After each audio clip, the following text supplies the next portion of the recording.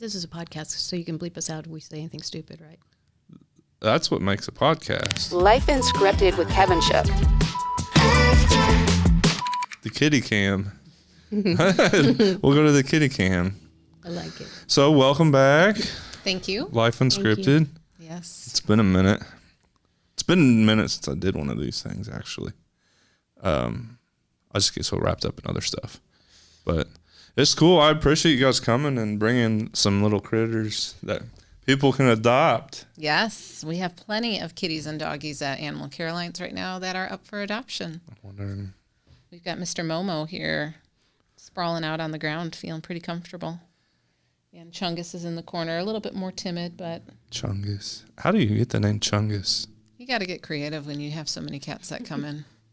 So. Do you use ChatGPT at all for anything in life, period?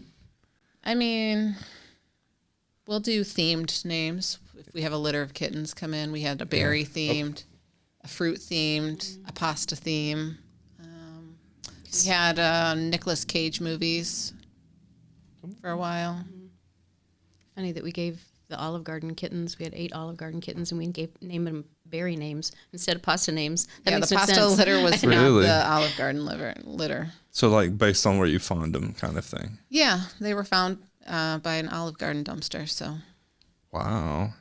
That's crazy. They were born under the dumpster. There was a little tiny hole. When they got big enough, their mom started bringing them out when they were big enough to wander out on their own. Really? Yeah, it was pretty neat. So were these part of the OGs, the Olive Garden? Mm-mm. no, Chungus came from a cat colony, and Momo. Where did Momo come from? He was a bottle. I mean, when he came in, he weighed less than a pound, so he was an itty bitty. He was a bottle baby. Oh my. So what's the story on each one of them? You told me that one of them was had some animal bites. Yeah. So Chungus was a while back. He was part of our Trap-Neuter-Release program, and we neutered him, vaccinated him, put him back in the colony, and then one of the caretakers found him, and he must have gotten bit or beat up by some animal, another cat, who knows, but he had wounds on his chest, on his arms, and they were just open and leaking. So he got sedated, he got those wounds kind of cleaned up, and then we put Manuka honey on him that has kind of antibacterial properties. It can help speed up healing, and after 2 or 3 days of having the Manuka honey on his wounds and antibiotics, it was healing up real nice. So Manuka honey, Manuka, is that good on humans as well, or yeah, really? They do. It does have Manuka honey. Yeah, for those non-healing wounds. So did you learn about this through studies in school when you went to school? Yeah, vet school taught us about that. In a pinch, you can also, if you have a really infected wound, you can just pour sugar on it until it's like, dry sugars on top. And you have to do frequent bandage changes, but it is so concentrated, like the osmolality, that bacteria can't grow in it. It can pull out fluid. That's interesting. So every now and then, if again, in a pinch, I prefer honey over sugar. But if I'm doing sugar, then in my mind, I'm singing the Pour Some Sugar on Me song as I am treating the animal. Pour some. Better not go too far with that. We'll Yeah. get copyright. Right. But, wow. That's fascinating. So we've had a little rough life. Yeah, Chungus has had a rough start, but he is a really sweet, affectionate guy. So when he... That's what we all say. When he had his big old vest on because of his wounds, our animal care staff had like the little cloth baby carriers, and they just carried him around, and he was just snuggled up to their chest because you put him down and he would just kind of freeze and fall over. So he got carried around like a baby for about 2 days. So he's pretty chill. Yeah. How can they adopt if they're interested? Well, we have adoption forms online, or you can give us a call. Diana is our kind of adoption specialist. So reach out to us if you're interested. You can always walk through ACA and see kind of who we have in clinic. Yeah, because you have 2 cat rooms? 2 big rooms? Yeah, we kind of got a variety of rooms. We got the big cat room, and that's kind of a combination of 3 rooms. It's all open. But we have our free roaming cats in there. Then we have our cats in the back that either have some medical conditions or perhaps they don't get along with other kitties, so they do best by themselves. I know we let these out. I was like, do they get along? And I think they do because they're quite opposite. One's just chilling, and the other is all over. Yeah, Momo is a bit younger, so I think he's a little bit more adventurous. I think he's about to jump on the other cat, Right. and then that might change dynamics. Your So, equipment. oh, it's all fine. They're fun. They're But fun. don't you think bottle raising a kitten makes it friendlier sometimes? Friendly or eviler, I think. Eviler? I find sometimes that the bottle raised kittens, they didn't get that kind of, how do you cat? You don't have your siblings telling you, hey, that hurt, that was too rough, or and so sometimes they lack that little inhibition that maybe they would have gotten if their siblings had knock it off and smacked them back. That's interesting. Yeah. That's an interesting take. So, what type of you got quite a few cats? If you were to guess, like, how many cats you have out You there? would know better. I don't know. I would say probably 50 or 60, and that is actually a small Down. number. And you're not a shelter. We are not a shelter. That's the big thing. That's where it's all the other shelters are always full. It feels like all the shelters are full, but when you're not a shelter and you still have all of these, what are some things with cats that I think a lot of people they love them, but like Adedakumbo back there behind the cameras, he loves them, but he's allergic. Is there, because we're so far along in medicine, I feel like there would have to be, that's awesome. Parkour. I feel like there would have to be something by now that helps people. Well, I will not say the brand because I'm not 100% sure, but there is a cat food out there that is supposed to, if you feed your cats it, will reduce your reactivity. On the cat side, really? I was thinking more on the human, like an injection. I mean, on the human side, fun fact, I am allergic to cats. So I take Singulair and Claritin daily. If I get scratched or bit, I'm still really, really itchy. I tried immunotherapy, like the drops under my tongue, for a year or so, and it didn't really do much. But really? yeah, it's manageable. Because I have a cat, but it don't have any hair. It does have a little fuzz. So like I keep telling it, well, I think you're dysfunction and or malfunction. Although we think it's the saliva, and like the really fastidious clean cats that lick themselves are sometimes the ones that you react the most to because it's their saliva that you have the allergy to, I believe. What's do we have a big cat out there? Do we have any larger cats that are not up for adoption, but not like Tiger King cats, but What reason? Why are you asking? oh, I'm just curious. Oh, Like, is there any like Bengals or anything? we're taking care of a bobcat right now that was hit by a car. Wow. There you go. Wow. We've had a couple of opportunities to do that. It's really interesting. And I find it fascinating that people think they're so much bigger, but they weigh 18, 20 pounds tops. Really? Yeah, I've got house cats bigger than that, but they look, I guess it's just the way Is the it weight because is they're like distributed. lean, or like because they're more lean, or I don't know. Their legs are longer. It's Yeah, just- they have a longer body, a little bit Yeah. longer legs, and I'm always fascinated with cats. I've had a couple that do have hair. But see, if it's the saliva, does it matter then? I guess not. but it's right. nice if a cat is affectionate with you. I mean, they chose you. A dog has kind of indiscriminate love. A cat, you got to still feel like my special if a dogs. cat chooses you. That's true. Mine acts like a dog. It's very. He acts like a dog. There are some breeds that doesn't. are a bit more dog-like. Yeah, the Sphinxes, the Bengals, Savannahs, I've heard all play like dogs. Yeah, my friend has a Siberian cat that is very dog-like. Whoa, It's a longer hair, really? a little bigger, but So what other animals out there that people could adopt? we still have our two bunnies. Bunnies. Yeah. Bunny rabbits? However, just because it's Easter time does not mean you have to get a bunny. You have to be prepared to take care of them for its lifespan. Do not just... We have a poster in the window that says, "You wouldn't buy your child a reindeer at Christmas time. Why would you buy your child a rabbit at Easter time?" Which I love. Mm-hmm. People just kind of forget. Well, especially with the size, they're small, so they probably think kind of like for like real low key for like 3 years. I kept researching sugar gliders. They're small, they have personalities, they bond, all this other stuff. But the farther you're the rabbit hole, no pun intended, but the farther you go down that trail, it's like there are a ton more responsibilities with those things than what people think. And I feel like all you see is on the internet is pictures of the good times. Right. Right.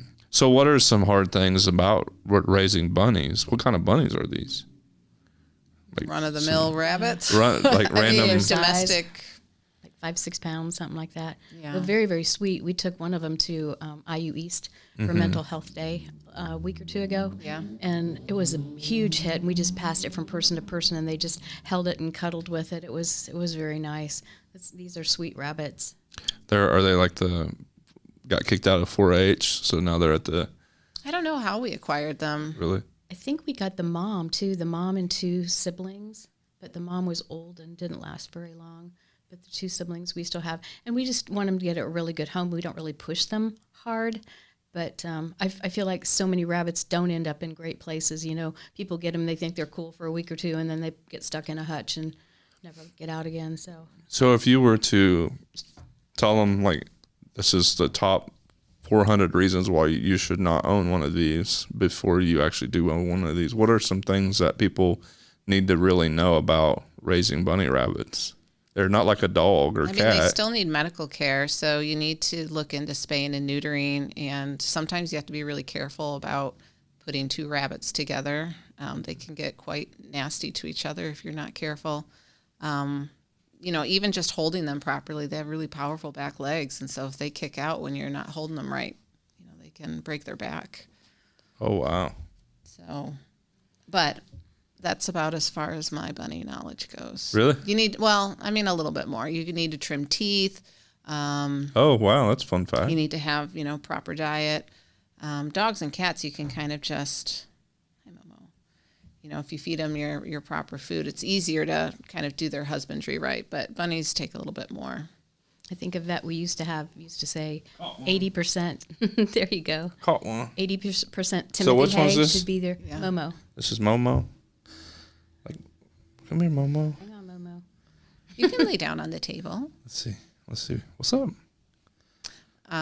But kind of going off of the Easter piggyback, another thing to be cognizant of is that a lot of people like to get lilies around Easter time, and lilies are extremely toxic to cats. Even the pollen can kill them, or the water that the lilies have been in can cause kidney failure and kill them. So if you have a cat in your house and someone gets you flowers, or you bring flowers home, you need to make sure that they are not true lilies in there. There are plants out there that look like lilies that are not true lilies, that are non-toxic. But if it's a true lily, it is pretty bad for them. I'm digging your curiosity. It's a new studio cat. Perfect. Perfect.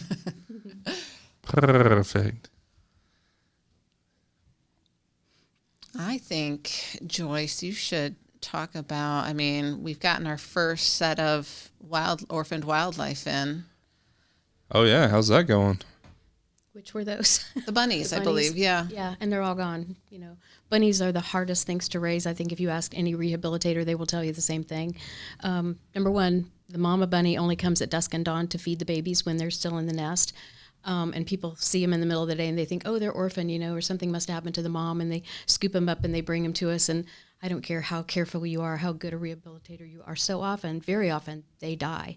And I've had situations where I think, oh, they're this big, maybe 1 or 2 more days, and that'll be time to let them go. And 2 more days that you just find them dead, and they're just very, very difficult to raise. So advice is, unless you know for sure that mom is gone. And one way to tell that is the mom plucks fur from their tummy and covers up the nest or the babies. So if you think that they've been orphaned, and you cover it up and you put like a couple cross sticks on top of it, you should be able to know, like by morning, if the sticks are moved, then maybe there's a real good chance that that mom is still around. That's a fun fact. I think about that because you see that a lot, and you see that a lot when you're mowing. Yeah. Ooh, yeah. I don't know if this is true or not. It just seems kind of ridiculous, but another rehabber told me that rabbits are getting so smart that they are nesting closer and closer to homes, even though it's a domestic situation. They'd rather take that chance than leave them out in the field where coyotes, foxes, other wildlife can get them. Like I said, I don't know if that's true or not, but Yeah, I've seen that before mowing. Luckily, they never jumped up. yeah. So, but it does kind of scare you, and you're like, well, I kind of need to mow the yard. Just gotta be careful. But and that I've seen on Peacock Road in my house in town. So they'll do it anywhere. Yeah, they will. They'll put them anywhere. What other wildlife have you got recently? It's just about the time of year when we'll start getting them in droves. We get an awful lot of baby raccoons, and that's another thing that can very often be avoided. People hear something in their attic and they think, oh, it's a raccoon, so I'm going to set a trap for it. And so they trap the mom and they take it out 20 yards or 20 miles or something like that. And then the next day they hear baby raccoons calling. So then they call us, and it's baby raccoons are a lengthy rehabilitation. They would stay with their mom till they're 5 or 6 months old, and so we have to keep them sometimes 4 or 5, 6 months old till they're before we let them go. So it's a lengthy process. The easiest thing to do, save your money from pest companies and stuff like that, is if you hear something in your attic, take a loud radio, play it up there, turn all the lights on. I've even heard soak towels in ammonia and put them upstairs in a bucket because they don't like the smell. They will take their babies and go. So that's the easiest, most humane way to do it. Wow. Yeah.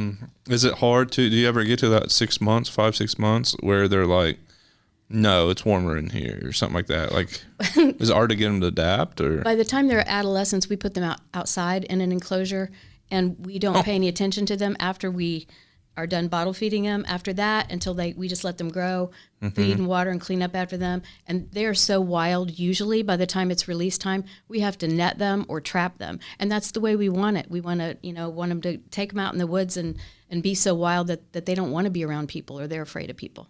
Gotcha. It's not easy on us, but it's the best thing for the raccoons. So backing up, if people are watching this that watched our fundraiser, what was the story? What was the raccoon's name? Spike. So what was his story? Spike came to us with a litter as a tiny, tiny raccoon, and he was just a little bit deformed. He was short-statured. His legs were too short, and he couldn't climb well. So we had him since he was small, so he's just a big mush ball. He's like having a puppy or something like that. He can't survive. So was. Yeah. Wow. And I think he's 8 or 9 now. Because he's just as chill as this. Yeah. That's not He's a reason to have a pet We're raccoon. so That's fast. true. Right. It's Right. illegal That's- and it's not good. Right. We have 2 right now. Everything adults. everything that you do is legal. Everything's permitted. Everything's.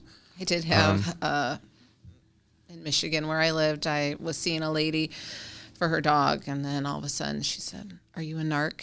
I said, "I'm sorry, what?" She goes, "Are you a narc?" I go, "No." She goes, "I have a pet raccoon." Well, I have ties to something that's a chimpanzee. Yes. Yeah. But there are right ways and wrong ways to do it. You can get a domestic bred raccoon. It'll cost you a few $100s, but it's legal to do that. And you have to do the right medical thing. You have to take him and have him examined once a year and buy all the permits and all that. But just to get one from the wild and try to keep it, that's with a skunk or a possum or anything, or a squirrel, no matter what it is, it's not legal. No matter how cute the YouTube videos That's are. why, Yeah. right? And that's the problem. Too many of these videos on social media have animals being cute. Even big tigers in Dubai, they'll have crazy. pet tigers, and they're like Loki attacking them. I'm like, no, see, that's why. He sees himself. He sees himself now. The cat cam. Where you at, buddy? Yeah, so this pet's adoptable. He likes being on camera. Keep him away from your TV. You keep him away from your TV. He's funny. And his name and everything again? This is Momo. Momo. Mr. Momo. Momo. He's Curly out. Mo. That was great. Joyce, you can maybe talk about fledgling birds and how they're often brought to us and they're not truly orphaned. Yeah, most of them, I would say, aren't orphaned. I mean, unless you see one that's got a broken leg, fluttering a wing or something like that, What are bleeding. Fledgling On the ground, they've left the nest. Oh, Most of okay. the time, the parents are around, Okay. and people pick them up way too fast and bring them to us. And we've had a lot of situations where I've called them and I said, why did you bring us this bird? There's nothing wrong with it, or doesn't seem to be anything wrong with it. And taken it sometimes many miles back to where they found it, walk out of the car, and mom comes fluttering down once the baby chirps. So you just got to give it some time. Right. Let nature take its course. Yeah. It's easy because all of these animals are cute, adorable. So people just want, oh, the mom's gone. Oh, Yeah. and then it's I'm like, going to rescue it. Here you go. right. Baby No, you just deer, messed it up, Yeah. actually. Oh, dear. fawns. You get a lot of deer. We get a lot of fawns, and they're very difficult to raise too. Memorial Day is very close to when a lot of fawns are born, and mom takes the fawn and finds like a nice quiet place for it, and she beds it down, and then she goes off. She might go off for 12, 14 hours doing her own thing and then come back for the fawn. And cemeteries are very, very busy at Memorial Day, and that was a quiet, nice place to put the fawn until Memorial Day weekend came along. So we've taken a lot of fawns back and returned them to where they came from. But the best thing is just if you don't see bleeding or broken Right. legs or something like Slowly. that, just leave it alone. Yeah, I think, the fawn's ears, if they're curled back, that means they've maybe been left a little bit longer and they're dehydrated. But I think, the first few days of life, the fawn has no scent imparted on it. So they're by themselves, but they're not attracting any predators because they don't have a scent to them. It's interesting. I've even heard that moms, if they have twins or sometimes even triplets, will park them different places so that if a predator comes along, it only gets one. It's kind of morbid. So. It's kind of like, which one's my favorite Your kid? air in the spare. Which one's my favorite kid? Which one's the runt of my kids? We're going to put you closer to them. Right. You're going to take one of these. Yeah. Take the sister. I'll take one. That's fascinating. I didn't know you got fawns. How's Ozzy? What's her situation? Ozzy is a mess right now. Ozzy's built a nest. We're giving her sticks every day that she puts in her great big nest. This is like this big around. So I think she may lay an egg, but she's flying at us when we go into her enclosure because she's hormonal and yeah. Wow. So we were going to bring her to the event, but we're having second thoughts about it. Right. now, so. This is Momo. Momo needs a Almost home. does adopt me. I'm going to sit pretty for the Are camera. there adoption fees? Are there $75 for $75. most of our cats, and then dogs are about $100. Okay. But we usually give you a discount if you get more than one. Okay. I see. And the fees are because you provide such great medical care and everything else, They're right? completely vetted, vaccinated, spayed, neutered, feline leukemia, Got your tail. FIV tested, microchipped. And we actually lose money on every single cat. We have way more in the cat than Yes. we get back. Really? We just want to help the cat. So speaking of losing money, do you have any special events coming up?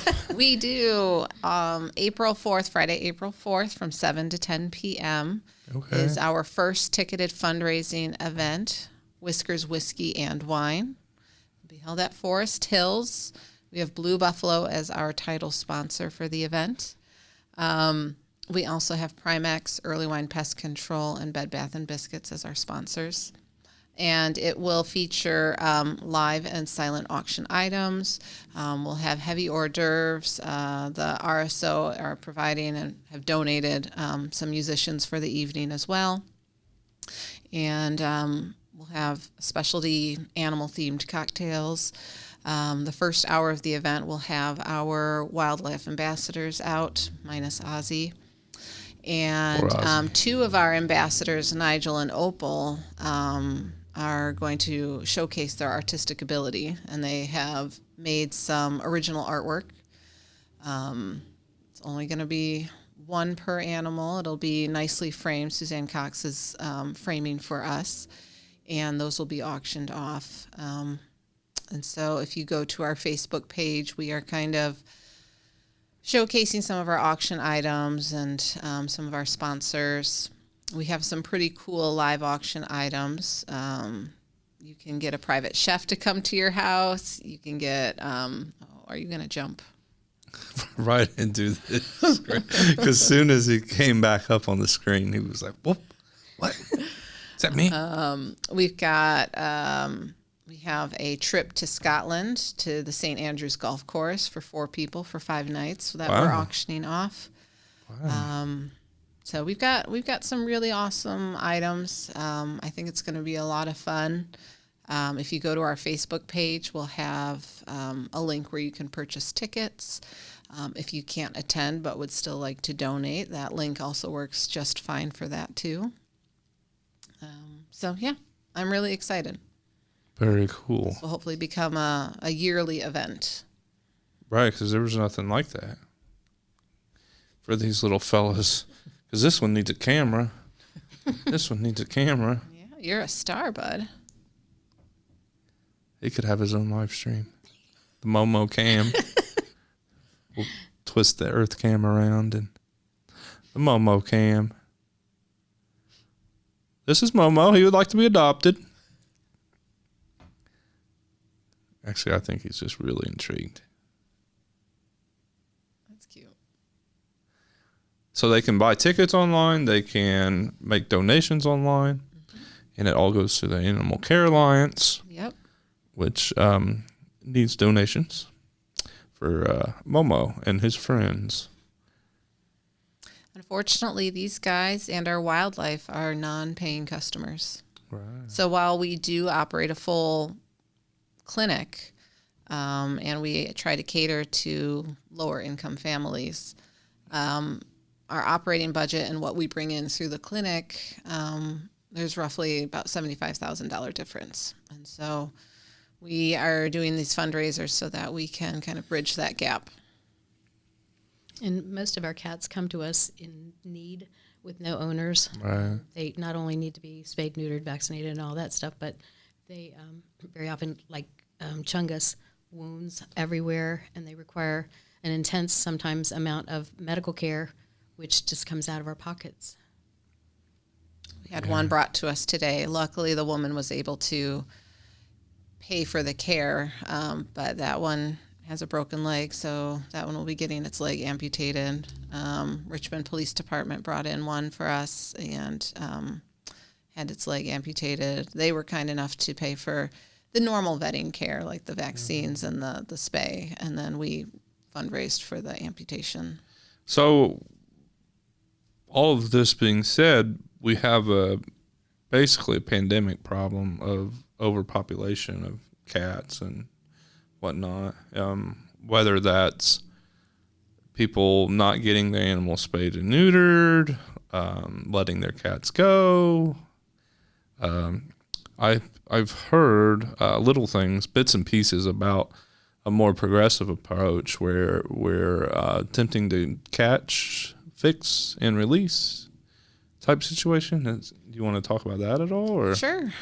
We've done several of those events where we target a colony and we go out and trap them, bring them in, sedate, spay, neuter, vaccinate, flea treat.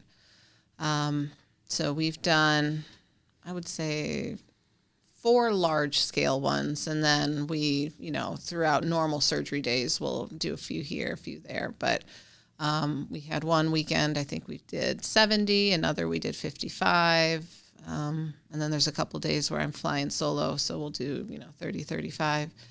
But it's a lot of work for a lot of people. The trapping part, I'm fortunate or lucky enough that I work on the surgery aspect. I'm not going out when it's cold and rainy and trying to set these traps and pick up the cats, and so there's a lot of man hours that go into doing a successful TNR. We got to know how many cats are in that colony.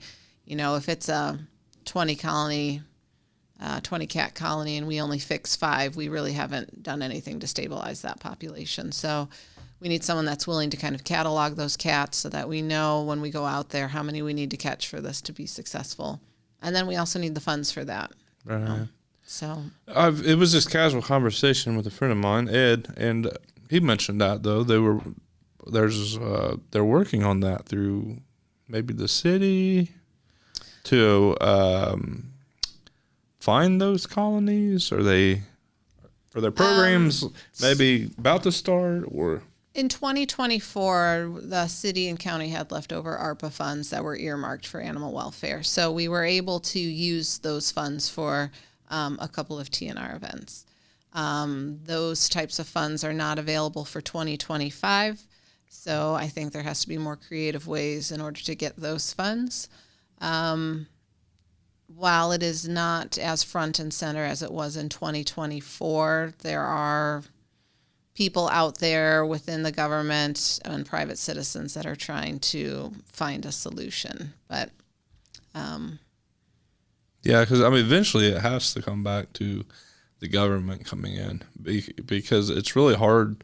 I know, you can have fundraiser after fundraiser and everything else, but if it's a pandemic situation, then there needs to be funds coming from above us to help address some of that stuff.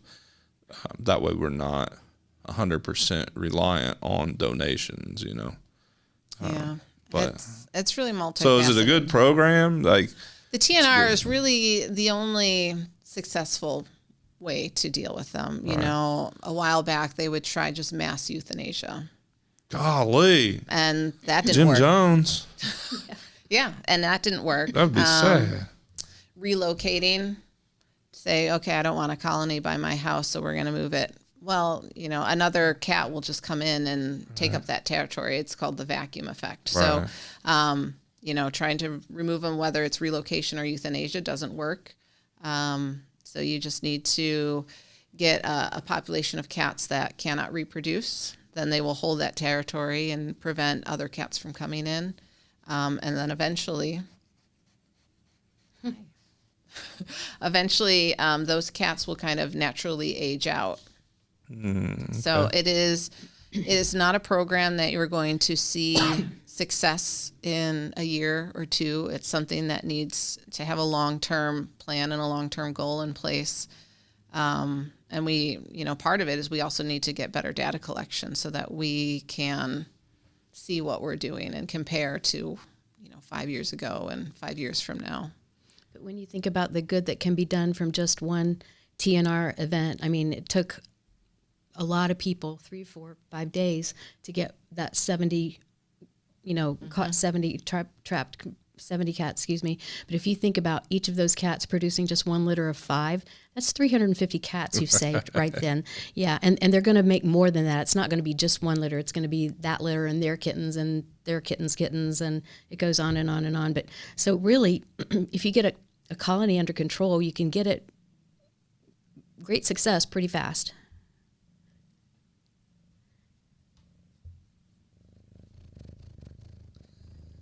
You hear that purring?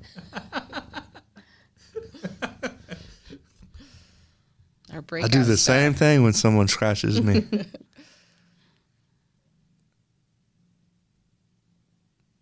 You're going to mess around and I'm going to have to adopt you.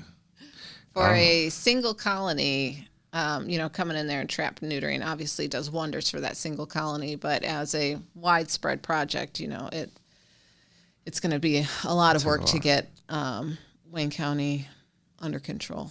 And it's still costly because of all the. Hi. He's working. He's working hard. We'll talk. It's still costly because you still have all the. What in supplies? What's it take to do? We estimate roughly about $70 per cat, and it can go anywhere between, $40 and $70. It depends on how many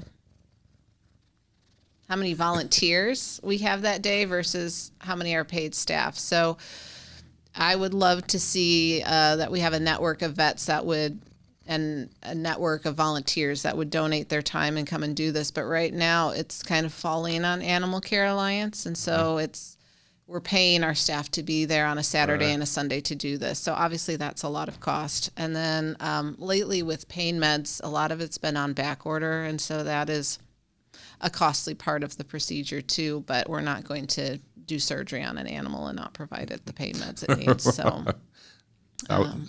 be right there with the mass euthanasia.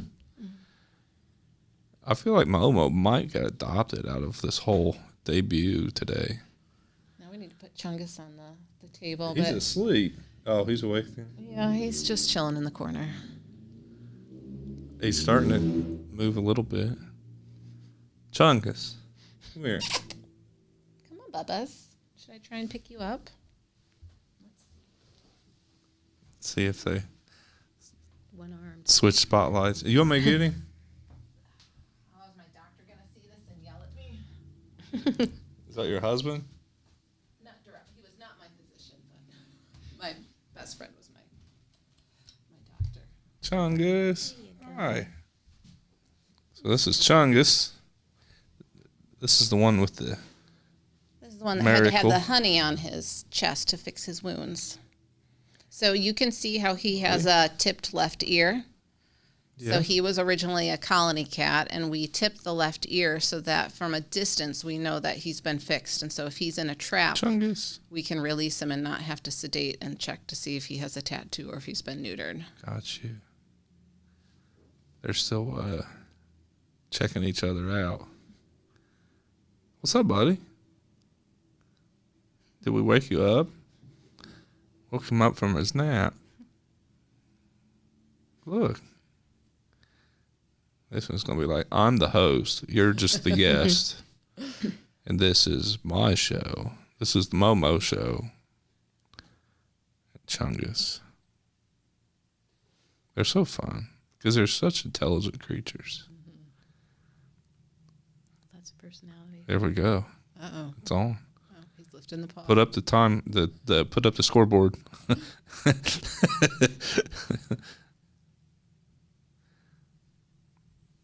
To your corners. What's wrong? What's wrong, Momo? Chungus is a little bigger than you, so pound for pound, He's like, they're just coexisting right now. yes. I acknowledge your presence, but A lot of times excess cats can be a neighborhood problem too, where neighbors are kind of against each other. You're feeding the cats and I don't like it, and they're coming in my yard and that kind of thing. So if you can show that some of these cats have ear tips, a lot of times that calms things down. Neighbors will say, well, where they're making an effort, I can see that this cat isn't going to be leaving babies in my bushes and that. Right. So that's the mark. It's the mark. That's the not getting her pregnant, not getting pregnant, Not spraying.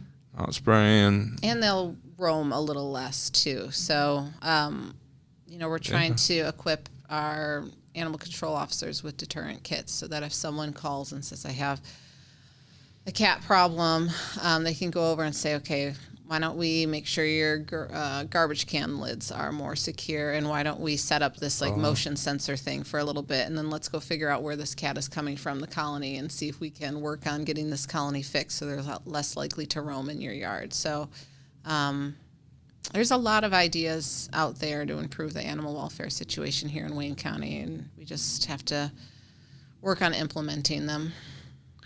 Is it really a problem? So there's two of them that walk across my front of my house and looks in like the big window and stuff, and I'll take it a little bit of food from my cat and put it out there, and we'll hang out. I'll have the bubbler on, and they'll go up and play in the water and stuff. Then they just go on about their day, but don't know if they're fixed or not. That's the problem if they're not fixed, Momo. This is great. I like his cool confidence. Oh yeah, he's better on camera than everybody I've met. Well, another amazing cat we had, but he left on Friday. Billberry and Blueberry were part of our berry litter. So we had boysenberry, blackberry, blueberry, and Billberry, and their mom was Raspberry. And Gooseberry outside. Oh, and Goose. Was he part? No, but that was, yeah. We have Gooseberry outside, but he's not related to that litter. But we thought it was Blueberry. It was actually Billberry. We took them to the mental health day at IU, and he was just a little rock star there, just laying on the tables and strutting around. So it's nice having the the confident cats that'll go out and Oh seek yeah. out your love. You know, there are a lot of cats. Like Chungus just decided he wants to be a little bit quieter, but he'd probably warm up real quick in a home where he's not so overwhelmed.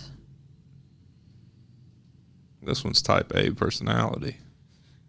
Momo. His tongue sticking out. Was it? It was.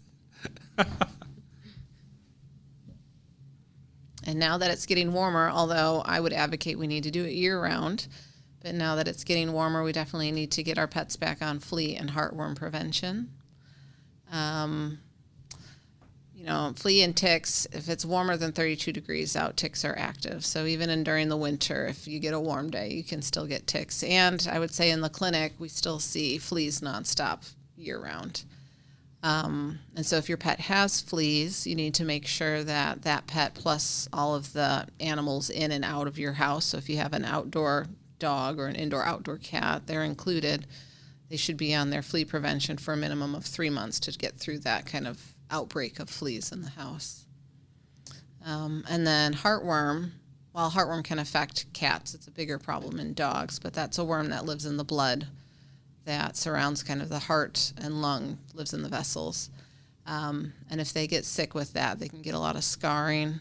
And to treat heartworm once you've become infected, you're looking at injections that are arsenic-based. You have to restrict their activity for 6 months, and so it's much easier to just give them a monthly pill, and that monthly pill kills any babies, little heartworm babies that are floating around in the blood. And heartworm's transmitted by mosquitoes, so Wow. Okay. it's much cheaper and much easier on your pet to do heartworm prevention than heartworm treatment. That's like a human health. It's much cheaper to be An ounce of healthy. prevention is worth a pound of cure. Right. Versus medications. Yes. What? Who is that? Who's that? Who's that? What's up? I think someone found a new cat. That's what I'm thinking. What was that all about? Oh, I don't know. My other one would probably go kind of crazy. If only there was an option to try them before you buy them. Try. That's right. Try You can before always buy. foster to adopt. No, because that's how you adopt. Never fails. Yeah, foster fails. No, yeah, don't do that. We are looking for fosters, though. So if anyone ever wants to be a foster, it's very rewarding. You know, Animal Care Alliance still kind of takes care of the medical bill aspect, but then you have a kitty that's not in a sheltered environment and as, enriching and clean as we want to be. Cats are stressed out there, so they're going to be more prone to getting upper respiratory infections. So if we can have dogs or cats in a home while they're waiting for their forever home, that would be ideal. So if you ever have any interest in fostering, give Animal Care Alliance a call and we can set you up. Whoa. Oh. Felt like it didn't have claws. Decline, since I've become a vet, we've really decreased doing that. And Yeah, I'm that's- really happy about that. That's like ripping your fingernails off. It's not even your fingernails, it's that whole first joint. So Gosh, it is a 10-digit amputation. that's insane. Yeah. I'd never do that. There's no reason, no rhyme, no reason.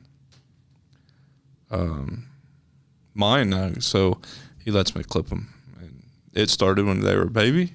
Mm-hmm. If you can start them when they're babies, they'll just let you clip them. Or you find a good enough treat. I feel like Momo would. Momo's up for anything. Yeah, he's down for a good time.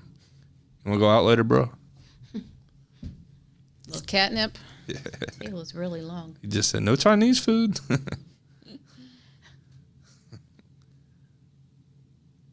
They're fun. The next time I'll have you bring the big. You got any big pit bulls or anything like that out there? Big dogs. They're small. We have Gage. Gage. Pit-ish, like a boxer pit type thing. We've got Charm, that's lab pit maybe. Probably. Mulberry, Mulberry. same. Yeah. Mulberry. Mulberry's like 20 pounds. I mean, Yeah. she's still a really little dog. You bring some She's dogs been next time. with little kids Yeah. and cats. She's good with everybody. She's a sweetheart. And she's about a year old, a little over a year old. And let's see. Oh, we still have Coral. That's right. Oh, I forget about yeah. Coral because she's in foster. She's in foster. Gotcha. We have had some great adoptions recently, though. We adopted a big German Shepherd named Handsome that was found in the bitter cold. Oh, yeah. I remember There we go. Handsome. He was at the live stream event. That's Yeah. right. Yeah, Handsome got a home with a staff member. It's working out really well. Nice. You Handsome get a lot does of not that? like me, so they Really? couldn't know. He is not. I'm not his biggest fan. Huh. But he only saw me Crazy. in like a vet Yeah. setting, and Oh, yeah, you're stabbing him with needles. so He's not going to like you. no, he is doing great in his new home. And then Very we cool. adopted out our husky Blue Ivy. She was found by some Good Samaritans, hit by car, so she had to have surgery on her hip. And she got spayed and vaccinated, and she went to a wonderful home that has another husky and a corgi, and they did a meet and greet and got along famously. Wow. Well, is there anything else you want to, we'll kind of wrap this up and run through the event again? Yes, so Whiskers, Whiskey, and Wine, April 4th from 7 to 10 p.m. at Forest Hills Country Club. We'll have some heavy hors d'oeuvres and drinks. Your admission includes a ticket for a specialty cocktail. I think we have the Regal Beagle and the Falcon are our two specialty cocktails. Blue Buffalo is our title sponsor, so they're definitely helping us make this event happen. Some wonderful live auction, silent auction pieces. We will have our wildlife ambassadors there. So you can come meet Nigel and Opal and Thornton and Zoya. Yeah, you know Zoya. I know Zoya. Zoya's going to be there. And then check out, you'll be able to see their artwork that they've produced, Nigel and Opal. It'll be a really good time and doing it for a good cause.